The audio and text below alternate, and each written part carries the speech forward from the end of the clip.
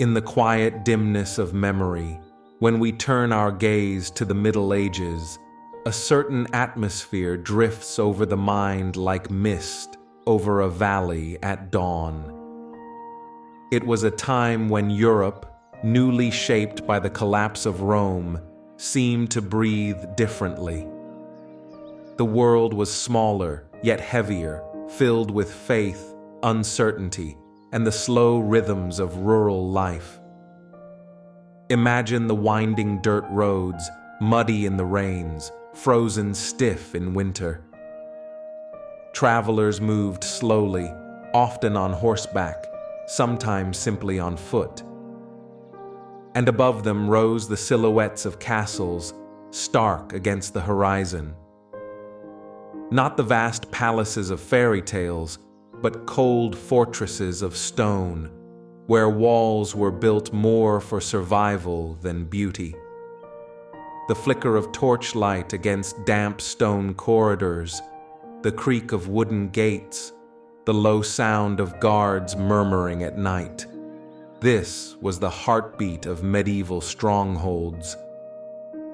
Life inside those walls was both safer and lonelier. A lord might feast in his great hall, warmed by a crackling fire, while peasants outside huddled in huts of timber and thatch, their nights pierced by the distant howl of wolves. But let us pause for a moment and imagine the monastery. Far from the noise of battles and markets, monks rose before dawn, their breath misting in the icy air. Candles burned in quiet chapels, illuminating manuscripts that had taken months, sometimes years, to copy. The scratch of quill against parchment, the faint smell of ink, and the chant of Latin prayers created a rhythm, a world of its own. Knowledge, so fragile after the fall of Rome, found shelter in these stone cloisters. It is said that without the monks, countless works of philosophy, medicine, and poetry would have vanished forever. And so, while the world outside swung between war and famine, within monastery walls, the memory of the ancient world was being carefully, almost tenderly, preserved. Yet, medieval life was never only about hardship. There was festivity too. Villagers gathered for fairs, their laughter carrying over fields. The smell of roasting meat, the sound of flutes and fiddles, brightly dyed cloth displayed for sale. Such moments broke the long monotony of farming life. Children ran freely, chasing one another between stalls. And storytellers, with voices rich and dramatic, spoke of heroes, saints, and faraway lands. Of course, the church was everywhere. Its bells rang morning, noon, and night. It guided daily life, dictated holy days, and marked the turning of the year. To a medieval soul, the sacred and the ordinary were deeply entwined. The bread on the table was not merely bread, but a blessing. The fields were not merely soil, but God's earth, demanding respect and prayer. Still, we must not imagine all as harmony. Power and fear were always close. Kings and nobles fought endlessly, their banners flying above fields where thousands clashed. Armor gleamed in sunlight, but inside, knights were sweating, their hearts pounding beneath iron weight. The clash of steel, the cries of wounded men, the thunder of hooves. It was a brutal reality beneath the romance of chivalry. And yet, even in the chaos of battle, ideals of honor whispered. Knights pledged loyalty, spoke of duty, and carried emblems that told stories of families and lands. Some say those codes were often broken, yet they linger in our imagination, shaping how we still think of the Middle Ages. But let us drift back again, away from blood and noise. Picture a small village at dusk. The fields lie quiet after harvest, golden stalks gathered in bundles. Smoke rises from chimneys, curling into the twilight. Inside a cottage, a mother stirs a pot of stew, while a child sleeps close to the fire's glow. The world outside may be dangerous, but within that small space there is warmth, rhythm, and life. Perhaps that is the essence of medieval history, not only the grand battles and towering cathedrals, but the quiet persistence of ordinary lives. People rising with the sun, praying for rain, telling tales under starlight, and carrying on season after season. And through their endurance, the great tapestry of the Middle Ages was woven. But let us wander now into the world of faith made stone, the cathedrals. High above the markets and winding lanes, they rose with towers and spires that seemed to touch the heavens. Imagine standing at the base of such a structure, the walls stretching upward, stained glass windows glowing like jewels in the daylight. Inside, the air was cool and heavy with incense. Sunlight poured through colored glass, scattering patterns across the flagstone floors. Voices rose in echoing chants, filling the vast nave with harmonies that seemed to belong more to the divine than to the human. It took generations to build these marvels. Grandfathers began work. Their sons continued. Their grandsons perhaps saw the completion. Stone by stone, arch by arch, whole communities gave their lives to such creations. Some believed that each block of carved stone was a prayer in itself, a way of binding heaven and earth. But beyond the cathedrals stood the towns, growing slowly, bustling with craft and trade. Merchants set up stalls filled with spices, cloth, and trinkets brought from distant places. The smell of leather from the tanners' quarters mingled with the sharper scent of fish from the riverside market. Children darted between carts, chasing dogs or begging for sweets. Apprentices worked in smithies, pounding hot iron while sparks flew into the air. And guilds, those brotherhoods of artisans, watched carefully over the standards of their crafts, guarding secrets, passing skills from one generation to another. Still, the medieval town was not without danger. Fires could sweep through wooden houses in an instant. Disease lurked in crowded streets, where waste often ran openly through gutters. Perhaps the most feared of all was the plague, that dark shadow which arrived in the 14th century. It is said that silence fell over whole villages, fields untended, doors closed forever. In towns, the sound of church bells tolled endlessly, announcing yet another soul carried away. People searched for answers, for meaning, for hope amidst so much loss. And yet, even through that darkness, life endured. Songs were still sung, markets reopened, Children were born, laughter returned, and the wheel of time turned once more. The resilience of people, their ability to continue in the face of sorrow, remains one of the quiet miracles of this era. But let us turn our gaze for a moment to the world beyond Europe. For the Middle Ages were not confined to one land, and other empires and kingdoms thrived.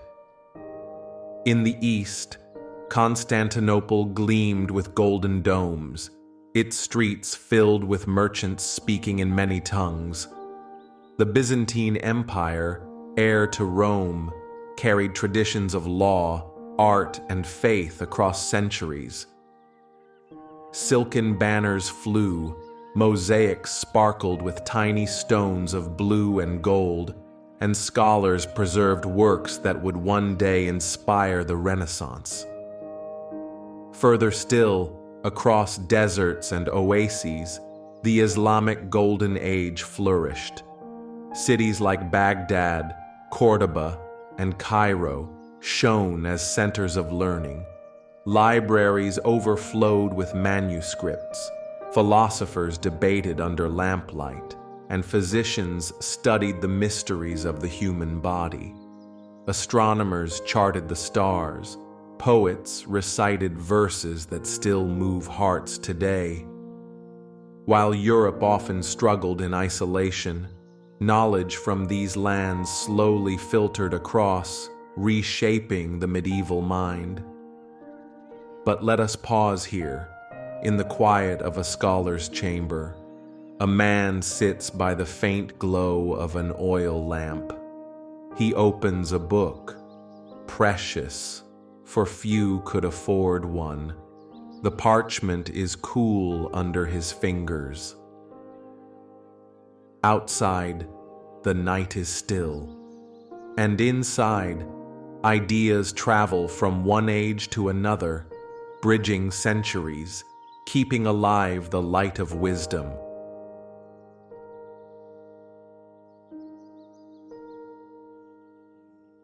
Meanwhile, in the courts of kings and queens, life unfolded with its own grandeur. Tapestries hung on the walls, their woven scenes telling stories of hunts, battles, and saints. Tables groaned beneath platters of roasted meats, loaves of bread, wheels of cheese, and goblets of wine. Minstrels played soft melodies on lutes and harps, while jesters danced, their bells jingling in lively rhythm. The flicker of candlelight played across polished armor, jeweled crowns, and the faces of courtiers whispering in the shadows. Yet behind this splendor lay constant tension. A king's throne was never entirely secure. Ambitions stirred among nobles, alliances shifted with marriages, treaties, and betrayals. At any moment, the clash of swords or the stroke of a quill could change the fate of a realm. Perhaps that is why so many rulers surrounded themselves with symbols of divine favor, hoping heaven itself would bless their rule. And then there were the Crusades. Pilgrimages turned to wars, banners carried across continents. Knights rode eastward, spurred by faith, by duty, sometimes by desire for glory and wealth. The roads to Jerusalem saw dust clouds of armies, while ports swelled with ships laden with soldiers and supplies. It was a collision of worlds, Christian, Muslim, Jewish, each clinging to sacred lands, each with stories of triumph and sorrow. From these encounters came not only bloodshed, but also exchange. Spices, fabrics, and knowledge moved between cultures. A knight might return not only with scars, but with new tastes, new stories, perhaps even new ways of thought. And so, slowly, the medieval world grew wider, though rarely more peaceful. But let us step aside from war for a moment. Picture instead a quiet evening in a village inn. The wooden beams are low, the air thick with the smell of smoke and ale.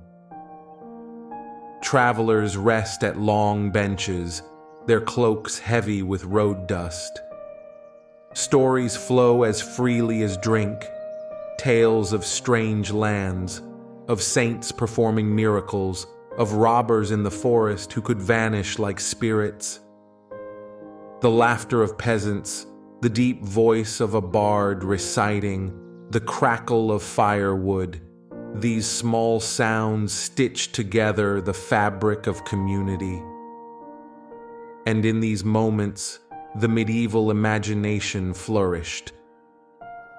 Legends of King Arthur and his knights, of dragons and enchanted swords, of maidens in towers, all grew from such evenings. Though history may separate myth from fact, in the minds of the people, the two were not so different. For them, the world was full of mystery, danger, and wonder.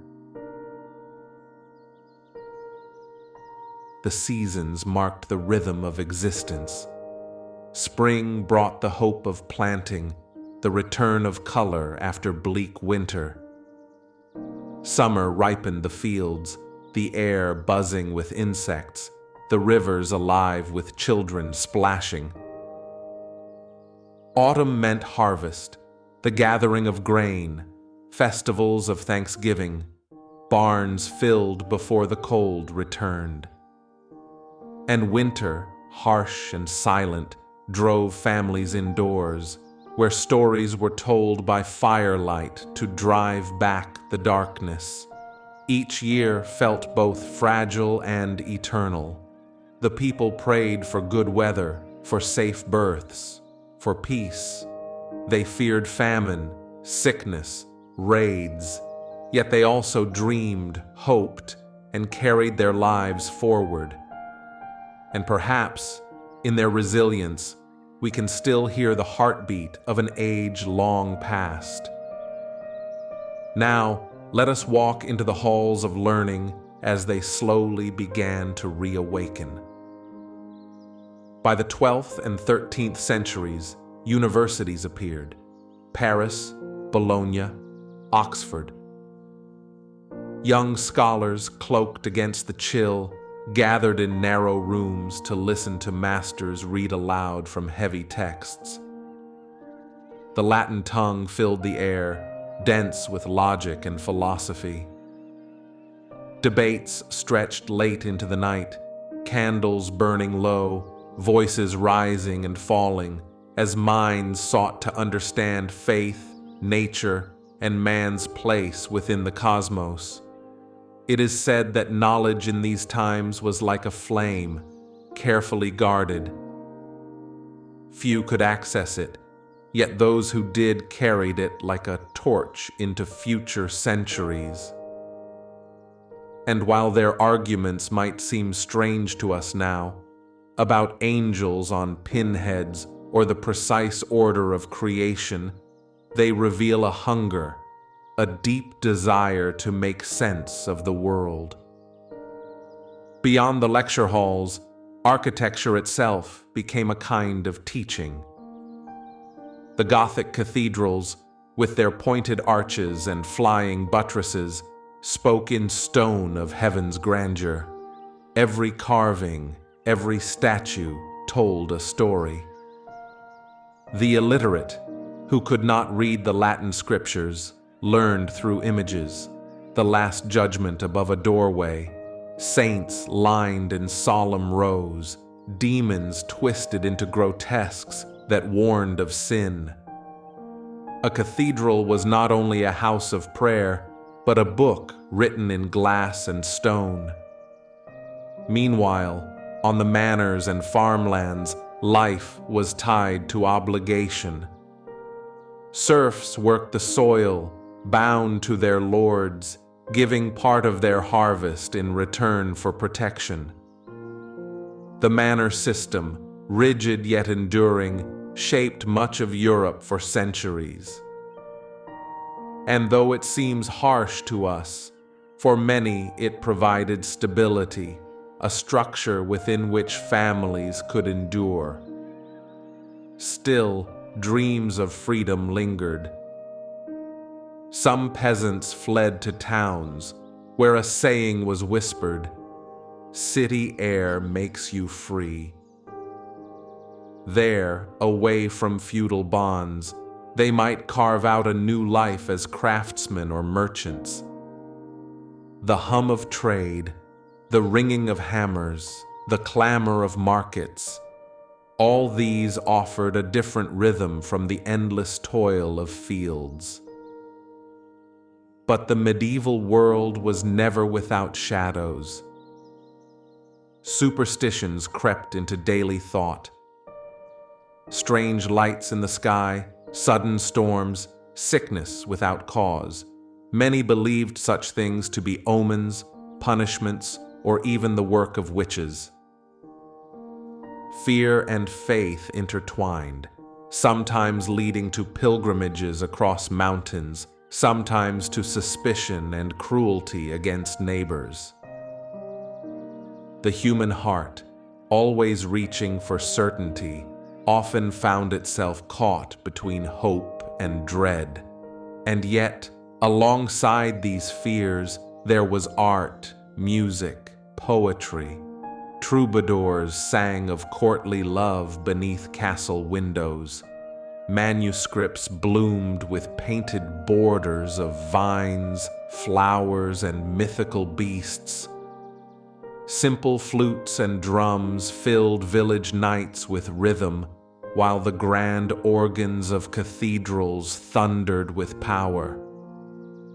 The Middle Ages were not silent. They were alive with song and story. Perhaps if we close our eyes, we can almost hear it.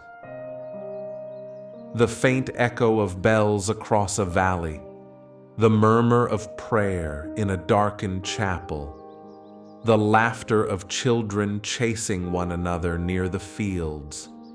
All these sounds, woven together, remind us that history is not only in chronicles and battles, but in the soft, enduring music of daily life. And from this daily life, slowly, a new world began to stir. The late Middle Ages brought both hardship and transformation. Kingdoms grew stronger, kings tightening their grip over once independent lords. Flags flew over larger realms, and the idea of nations, faint and fragile at first, began to take form. Wars, too, changed shape.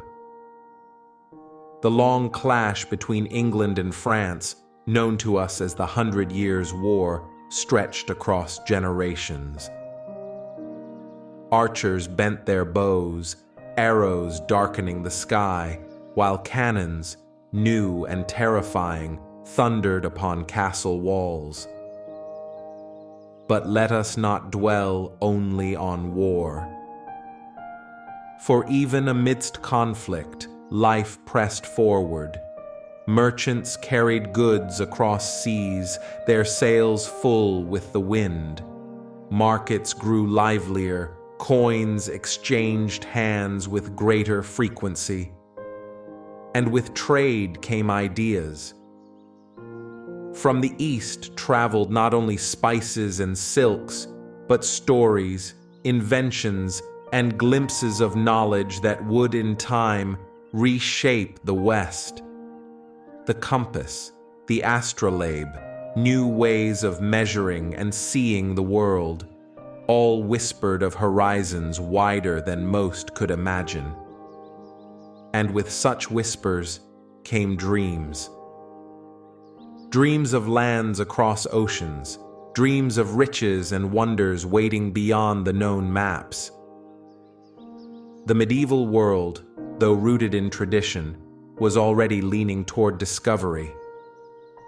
Yet, in the villages and towns, life retained its familiar cycles. Children still played in the dust, women spun wool, men tilled the earth. The sound of church bells still ordered the day. Matins, vespers, the solemn toll for the departed. At night, families still gathered by the hearth, telling tales to chase away the dark. But the shadows of doubt grew too. Voices began to question the great power of the church. Some whispered of corruption, of indulgences sold, of leaders forgetting the humility of their faith. And those voices, dangerous though they were, foreshadowed storms to come. Still, before those storms, there was beauty. The final centuries of the Middle Ages gave us illuminated manuscripts of breathtaking detail. Tiny angels painted in gold leaf, saints glowing in rich blues and reds, dragons curling in the margins. Artists bent over their work with aching hands, yet with devotion, each stroke a prayer. And in music, something new was unfolding. Polyphony, many voices weaving together, rose in the great cathedrals. What once had been a single chant now blossomed into layered harmony, as though human voices sought to mirror the complexity of heaven itself. The sound lifted through stone vaults, trembling against glass and carving, filling hearts with awe. If we pause here in the hush of a candlelit choir, perhaps we can feel what they felt. A mingling of human frailty and divine longing. A sense that the world, though fragile, was filled with mystery and purpose.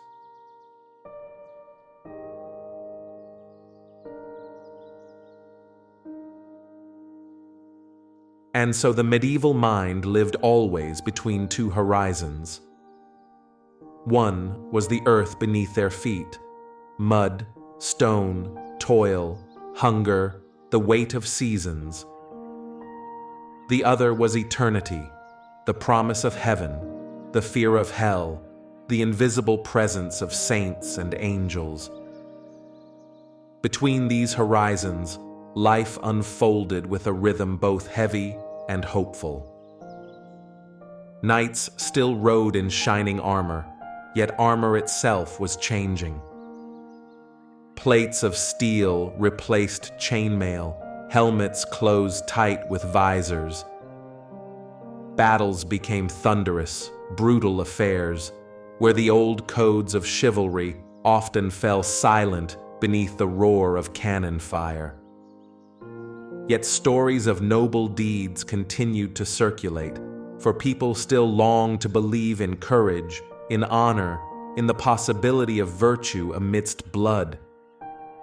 At the same time, towns grew louder, brighter, more ambitious.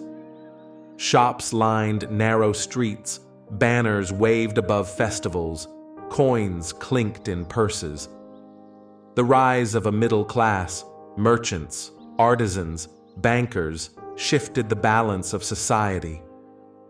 Power was no longer only in the sword or the altar, but also in the counting of ledgers and the signing of contracts. And with this change came art unlike any before. Painters began to look closely at the human face, to capture not only saints, but ordinary people. Sculptors carved with more natural grace. Poets wrote with greater tenderness.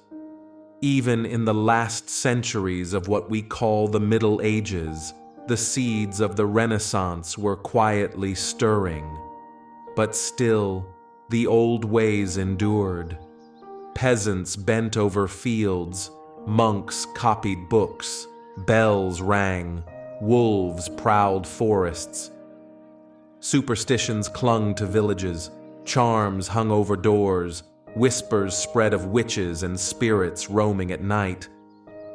The medieval imagination remained enchanted, seeing the world not as plain matter, but as alive with unseen forces.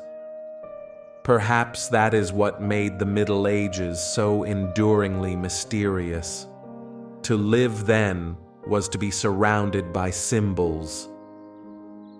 The cross above the church, the crest on a knight's shield, the gargoyle peering down from stone walls. Everything carried meaning. Every gesture was a ritual, every feast a sacred remembrance, every sound of the bell a reminder of the eternal. And as the 15th century drew on, one could feel a kind of tension.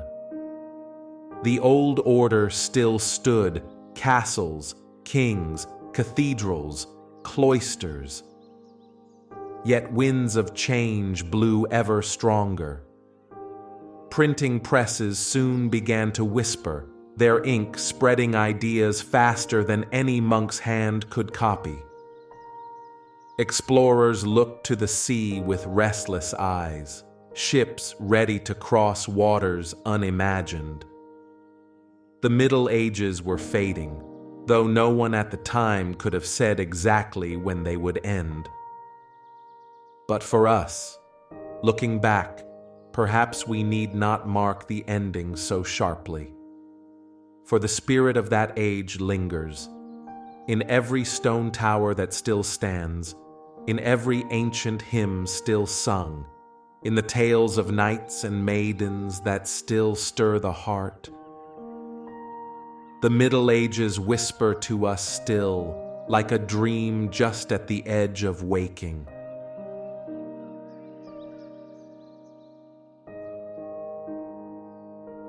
And if we lean closer to that dream, we may still catch the sound of hooves on cobbled streets, the murmur of prayers drifting from a chapel, the clang of a blacksmith's hammer echoing at dawn, the rustle of parchment as a monk bends over his desk, eyes weary but devoted. In those whispers we find not only the grand stories of kings and popes, but also the smaller ones. A shepherd guiding his flock through misty hills, a young girl learning to spin wool beside her mother, a boy gazing at the stars, wondering if heaven truly lies beyond. The past is not only about monuments and wars, it is about these fleeting moments too. And when we think of castles, let us remember they were not only places of defense. Within their walls were kitchens buzzing with servants, chapels echoing with hymns, and courtyards alive with the laughter of children. Dogs dozed by the hearth, falcons perched in mews, couriers rushed in and out bearing news. The castle was a living organism, harsh at times, but full of breath and sound. The forests beyond held their own mysteries. Thick with oak and ash, tangled with undergrowth, they were places of both fear and wonder. Bandits were said to hide there, yet so too were hermits who sought silence with God. Hunters tracked deer with spears and bows, while storytellers wove tales of spirits and creatures that lingered in the shadows. The medieval mind saw the forest as both sanctuary and peril, a place where the human and the mystical might meet. And across the seas, far beyond familiar shores, stories traveled back to Europe, of distant kingdoms with jeweled palaces, of deserts stretching like endless seas of sand, of scholars who measured the stars with instruments unknown to the West.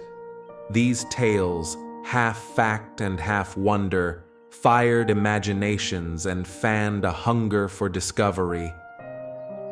But still, at the heart of medieval life was community. The ringing of the village bell that called people to worship. The gatherings at harvest festivals with dancing and simple songs. The shared labor of plowing, sowing, and reaping, each hand essential, each life tied to the next. Loneliness was rare, for life was woven together, though not always gently. Perhaps this is why, even in hardship, hope endured. People believed in something greater, something eternal. Their world was full of uncertainty, but also full of meaning. And in that meaning, they found the strength to rise each day, to face cold mornings, long labors, and dark nights. And as we let this vision settle in our minds, we might feel a kind of quiet, as though the echoes of that distant world are not gone, but simply waiting for us to listen, like the hush of a cloister or the stillness of a candle burning in stone halls. The Middle Ages remain, not only in books, not only in ruins, but in the imagination that still carries their memory.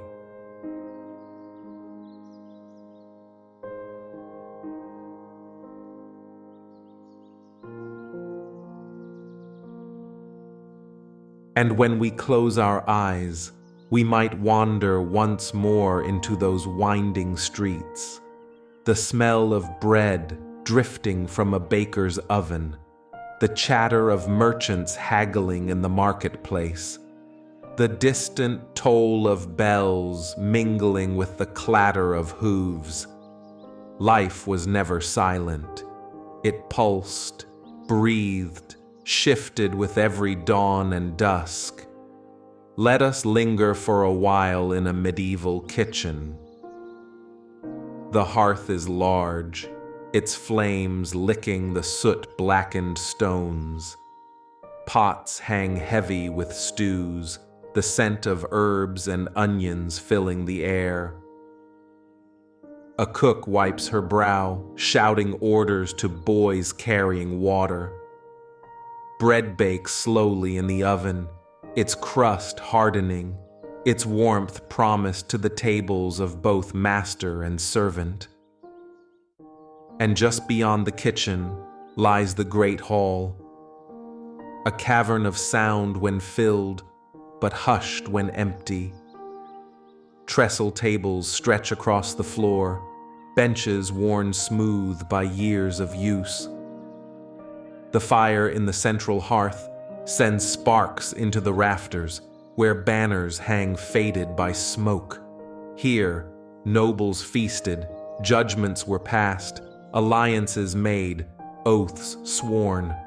And here, too, minstrels strummed their lutes, spinning tales that blurred the line between history and legend. But step outside again, and the night is waiting. Lanterns flicker against the dark, casting trembling circles of light. The air is sharp with cold, the smell of damp earth rising. Above, the stars scatter in endless fields of silver. To a medieval villager, those stars were not distant fireballs, but signs, mysteries, perhaps the very eyes of God watching. And in that silence, broken only by the hoot of an owl, the weight of the age becomes clear. It was a world of contrasts, hardship and celebration, fear and faith, bloodshed and beauty. A world that asked much of its people, yet gave them meaning in return. And as centuries turned, as castles aged and kingdoms shifted, the spirit of the Middle Ages slowly began to dim. But it did not vanish. Its echoes remained in stone walls, in stained glass, in stories whispered through time. And even now, as we drift into rest, we can feel its presence, like a candle glowing softly in the dark. So let us leave the Middle Ages gently, not with a clash of arms or a toll of sorrow, but with quiet gratitude. Gratitude for the lives that came before us, for the voices that sang, the hands that built, the hearts that endured. And as we close this chapter, may the calm of that distant world settle over us. Like the hush of a monastery at night, or the stillness of snow falling on ancient fields. The Middle Ages sleep now, but their dream lingers with us.